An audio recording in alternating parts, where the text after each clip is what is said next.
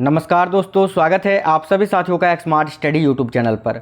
साथियों, आज है 3 मई 2023 और आज एसएससी एमटीएस का पहला शिफ्ट का पेपर हो चुका है और पहले शिफ्ट में जो क्वेश्चंस पूछे गए हैं उन क्वेश्चनों को इस वीडियो में देखेंगे आंसर के साथ।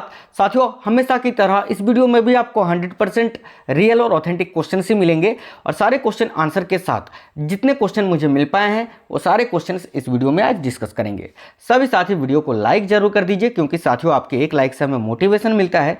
अपने सभी दोस्तों के साथ वीडियो को जरूर शेयर करिएगा और साथियों चैनल को सब्सक्राइब करके बेल आइकन को जरूर ऑन कर लेना, इससे आपको सारे क्लासेस की नोटिफिकेशन आएगी। तो चलिए शुरू करते हैं। उससे पहले आपको बता दें कि साथियों जिन टॉपिक से आपका एसएससी एमटीएस में पेपर देखिए क्वेश्चन जो पूछा जा रहा है वो सारा टॉपिक मैं आपको चैनल के अंदर करा दूंगा। आप लोग उन सारे टॉपिक को देख लेना। और एक चीज़ आपको बता दें कि डेली अभी देखिए एसएससी एमटीएस का पेपर अभी लंबा चलने वाला है और डेली रात में शाम में एक सेपरेट वीडियो आएगा जिसमें आपको उस दिन के यानी आज देखिए 3 मई है तो 3 मई के ऑल शिफ्ट के यानी तीनों शिफ्ट के क्वेश्चंस एक ही वीडियो में आपको मिल जाएंगे। आप लोग उस वीडियो को भी जरूर देखा करिए। डेली शाम में 7 बजे वह वीडियो अपलोड होगी। ठीक है, चलिए तो शुरू करते हैं। देखते हैं कौन कौन से क्वेश्चंस हैं जो आज पूछे गए हैं पहले शिफ्ट में। देखिए क्वेश्चन आपसे पूछा गया था, गियासुद्दीन तुगलक की मृत्यु के बाद गद्दी पर कौन बैठा था। तो देखिए गियासुद्दीन तुगलक की मृत्यु के बाद उसके बेटे जोना खां ने उसे सफल बनाया। उन्हें उनके शीर्षक नाम से जाना जाता था और इसीलिए उन्हें मोहम्मद बिन तुगलक कहा जाता था। वह 1325 में सत्ता में आए थे। यानी देखिए गियासुद्दीन तुगलक की मृत्यु के बाद उनके गद्दी पर उनके बेटे कौन थे, बिल्कुल जोना खां, जिनका नाम था मोहम्मद बिन तुगलक। आप लोग इस नाम से इनको पहचानते होंगे। तो इस क्वेश्चन का राइट आंसर हो जाता साथियों मोहम्मद बिन तुगलक। ठीक है, अब आप लोग कमेंट बॉक्स में कमेंट करके मुझे ये बता दीजिए कि ऑप्शन में जोना खां दिया हुआ था या मोहम्मद बिन तुगलक दिया हुआ था। चलिए आगे देखते हैं। एक क्वेश्चन आपसे पूछा गया था कि कोशिका के अंदर डीएनए किस में पाया जाता है। तो देखिए इस क्वेश्चन का राइट आंसर हो जाता साथियों नाभिक में। नाभिक आपके ऑप्शन में था, न्यूक्लियस आपका करेक्ट आंसर हो जाता। देखिए डीएनए कोशिका के नाभिक माइटोकॉन्ड्रिया तथा क्लोरोप्लास्ट में पाया जाता है, लेकिन यहाँ ऑप्शन में आपका नाभिक दिया हुआ होगा आज, ये आपका राइट आंसर हो जाता नाभिक में। ठीक है, डीएनए का फुल फॉर्म क्या होता है तो साथियों याद रखना, बड़ा पूछा जाता है। देखिए डीएनए का फुल फॉर्म होता है डीऑक्सी राइबो न्यूक्लिक एसिड और एक होता है आरएनए। आरएनए का भी फुल फॉर्म आपसे पूछा जा सकता है, तो याद रखना आरएनए का फुल फॉर्म होता है राइबो न्यूक्लिक एसिड। ठीक है, चलिए साथियों वीडियो को लाइक जरूर करते चलिएगा। देखिए बजरंग पुनिया से रिलेटेड एक क्वेश्चन आया था, मुझे ये क्वेश्चन पूरी सही तरह से मिल नहीं पाया है। अगर आपसे क्वेश्चन ऐसा पूछा था कि बजरंग पुनिया का संबंध किस खेल से है तो राइट आंसर हो जाता कुश्ती से। ठीक है, अब बजरंग पुनिया से रिलेटेड कैसा क्वेश्चन आया था, अगर आप आज पहले शिफ्ट में पेपर देकर आए हैं तो वीडियो के नीचे कमेंट बॉक्स में कमेंट जरूर करिए। आगे देखते हैं। एक आपसे अनुच्छेद से क्वेश्चन पूछ लिया गया था, कुछ इस टाइप का क्वेश्चन था कि रोजगार समानता का अधिकार भारतीय संविधान के किस अनुच्छेद में वर्णित है। तो साथियों आप लोगों ने अनुच्छेद जरूर पढ़ा होगा जिसमें आपने ये पढ़ा होगा कि समानता का अधिकार आर्टिकल 14 से 18 तक है, यानी अनुच्छेद 14 से 18 जो है इसमें समानता के बारे में बताया गया है। तो यहाँ पर आज आपसे पूछा था रोजगार समानता का अधिकार भारतीय संविधान के किस अनुच्छेद में वर्णित है। तो इस क्वेश्चन का राइट आंसर हो जाता अनुच्छेद 16 आर्टिकल देखिए आर्टिकल 16 यानी अनुच्छेद 16 का जो एक है इसमें साथियों देखिए राजधानियां नौकरियों का पदों पर नियुक्ति के संबंध में सब नागरिकों के लिए अवसर की समानता होगी, इसका प्रावधान है। तो इस क्वेश्चन का राइट आंसर हो जाता अनुच्छेद 16 का 1। ठीक है, इसके अलावा आप ये भी याद रखिए, देखिए अनुच्छेद 16 का 2 जो है इसमें केवल धर्म, मूल वंश, जाति, लिंग, उद्भव, जन्मस्थान, निवास अथवा इनमें से किसी के आधार पर किसी नागरिक के लिए राजधानी किसी नौकरी या पद के विषय में अपात्रता न होगी और न विभेद किया जाएगा, इसका प्रावधान किया गया है। तो अनुच्छेद 16 अगर आपके ऑप्शन में था तो वो आपका राइट आंसर हो जाता। आगे एक क्वेश्चन इस टाइप से पूछा गया था कि इनमें से कौन सा विटामिन सी का स्रोत है। तो देखिए विटामिन सी जो होता है विटामिन सी का अच्छा स्रोत क्या होता है साथियों, तो खट्टे कुल के फल, यानी जिन फलों का स्वाद यानी जिनका स्वाद खट्टा होता है उसमें विटामिन सी पाया जाता है। तो आज आपके ऑप्शन में नींबू था, तो ये नींबू राइट आंसर हो जाता। अब देखिए विटामिन सी का सबसे अच्छा स्रोत होता है आंवला, तो आंवला ऑप्शन में नहीं दिया होगा। तो खट्टे कुल के फल में से नींबू आपका था, तो यही आपका राइट आंसर हो जाता। विटामिन सी जिसका रासायनिक नाम एस्कॉर्बिक अम्ल होता है, विटामिन सी की खोज हॉलकट ने करी थी, ये आपको याद रखना है। ठीक है, आगे क्वेश्चन एक पूछा गया था कि बैटरी जो होता है किस ऊर्जा को किस ऊर्जा में परिवर्तित करता है, यानी किसको किस में बदलता है। तो ये फिजिक्स का क्वेश्चन आज आपसे पूछ लिया था साइंस से, तो अच्छा क्वेश्चन था, बिल्कुल आसानी से आप लोगों ने इस क्वेश्चन को आंसर कर दिया होगा। और अगर नहीं किया है तो ध्यान से देखिए, इसका राइट आंसर हो जाता साथियों रासायनिक ऊर्जा को विद्युत ऊर्जा में।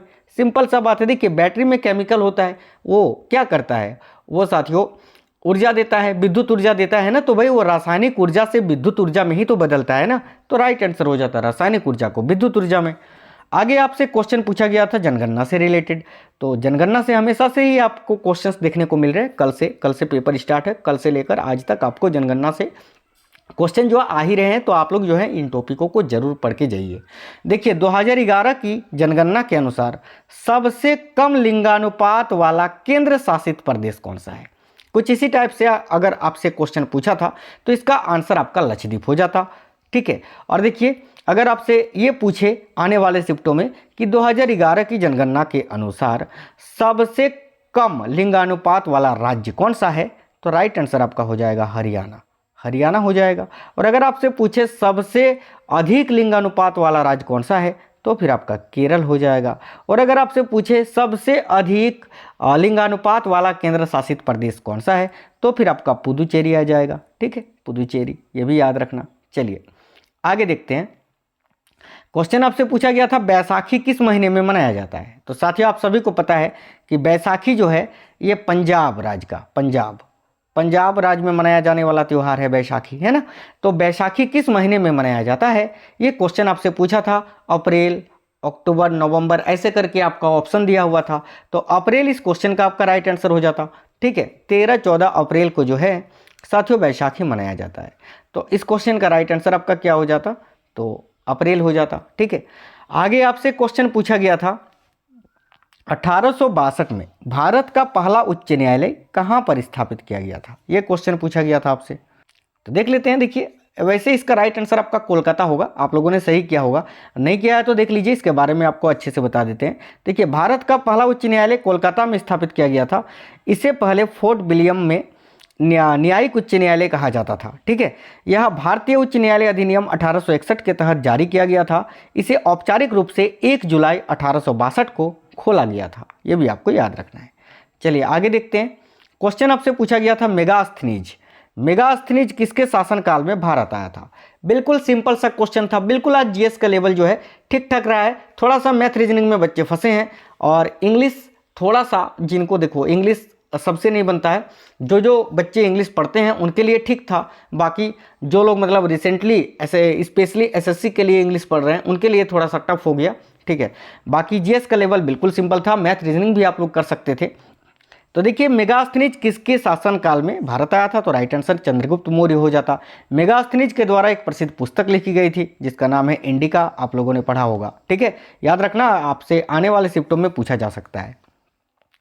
एक क्वेश्चन आपसे पूछा गया था राहुल देव बर्मन का संबंध किस संगीत से है, तो देखिए राइट आंसर हो जाता है हिंदुस्तान के साथ पाश्चात्य संगीत का भी मिश्रण है। मैं मतलब कि हिंदुस्तानी नृत्य, हिंदुस्तान के शास्त्रीय नृत्य, भारतीय नृत्य इससे संबंधित थे, तो इस टाइप का कोई ऑप्शन रहा होगा, यही आपका राइट आंसर हो जाता। ठीक है, एक क्वेश्चन आपसे पूछा गया था दक्कन का पठार किस नदी के किनारे या किस नदी के क्षेत्राधिकार में स्थित है, ऐसा क्वेश्चन पूछा होगा। तो देखिए दक्कन का पठार जो है ये साथियों गोदावरी, कृष्णा और कावेरी इन तीनों नदियों के क्षेत्राधिकार में आता है।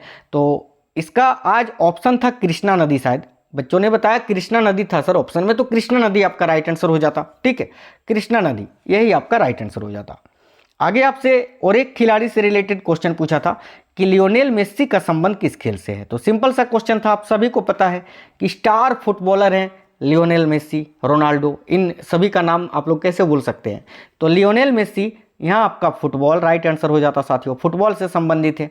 ठीक है, आगे क्वेश्चन पूछा गया था सुग्गी नृत्य के बारे में। अब इस क्वेश्चन पे मुझे थोड़ा सा डाउट है, ठीक है, अब पूछा था कि नहीं ये आप हमें कमेंट बॉक्स में कमेंट करके बताइए। तो देखिए सुग्गी नृत्य का संबंध भारत के किस राज्य से है?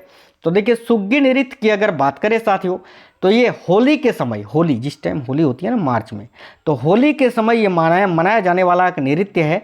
और किस राज्य में मनाया जाता है? तो कर्नाटका में। तो इस क्वेश्चन का राइट आंसर आपका हो जाता कर्नाटका। सुग्गी नृत्य जो है भारत के कर्नाटका राज्य में होली के त्योहार के समय मनाया जाता है। अब ये भी क्वेश्चन साथियों थोड़ा सा डाउट है कि केसरिया, देखिए केसरिया गाना जो है ये किसने गाया है? अब केसरिया गाना आप लोगों ने फिल्म ब्रह्मास्त्र देखा होगा, रणबीर कपूर, दीपिका पादुकोण, ठीक है, तो उसी पिक्चर का ये गाना है केसरिया। और इसको किसने गाया है? तो राइट आंसर हो जाता अरिजीत सिंह, ठीक है। अब ये क्वेश्चन मुझे थोड़ा सा 1% डाउट है, बाकी 99% ये है कि ये क्वेश्चन आया था आज, ठीक है। अब कमेंट बॉक्स में कमेंट करके बताइए आया था कि नहीं। तो इसका राइट आंसर अरिजीत सिंह हो जाता साथियों, क्योंकि इस गाना को अरिजीत सिंह ने ही गाया है। फिल्म ब्रह्मास्त्र आप लोगों ने देखा होगा, ठीक है। तो यही थे साथियों आज के पहले शिफ्ट के क्वेश्चन, मुझे इतने ही मिले हैं। बात करें एग्जाम के लेवल की तो देखिए साथियों मैथ और रीजनिंग की बात करें तो 30 से 35 अटेम्प्ट बच्चे बोल रहे हैं किए हैं। और सेक्शन बी की बात करें, देखिए ये जो है ये क्वालिफाइंग आपका, सेक्शन ए जो है ये आपका क्वालिफाइंग वाला पेपर है, ठीक है। और सेक्शन बी जो है इसमें आपका मेरिट बनेगा, जिसमें इंग्लिश और जीएस के क्वेश्चन आपसे पूछे जा रहे हैं। तो इंग्लिश में लगभग 12 क्वेश्चन, ठीक है, और जीएस में कम से कम 15 से 16 क्वेश्चन जो है बच्चे अटेम्प्ट कर रहे हैं। अब इसी के अकॉर्डिंग आपको अटेम्प्ट करना है। और देखिए मैं एक चीज़ बता रहा हूँ, आपका मेरिट जो है सेक्शन बी पे बनेगा। तो सेक्शन ए जो है ये केवल क्वालिफाइंग ये केवल क्वालिफाई इसमें आपको करना है, ठीक है, मैथ और रीजनिंग में। तो अच्छे से तुक्का मत लगाना, अच्छे से जितना क्वेश्चन आपका बने उतना ही करके आना। अब ये वीडियो आपको कैसा लगा है कमेंट बॉक्स में कमेंट करके बताइए। सारे शिफ्ट के वीडियो के एनालाइज आपको मिल जाएंगे। चैनल के अंदर आप लोग बने रहिए, सब्सक्राइब करके बेल आइकन को ऑन करके रखना।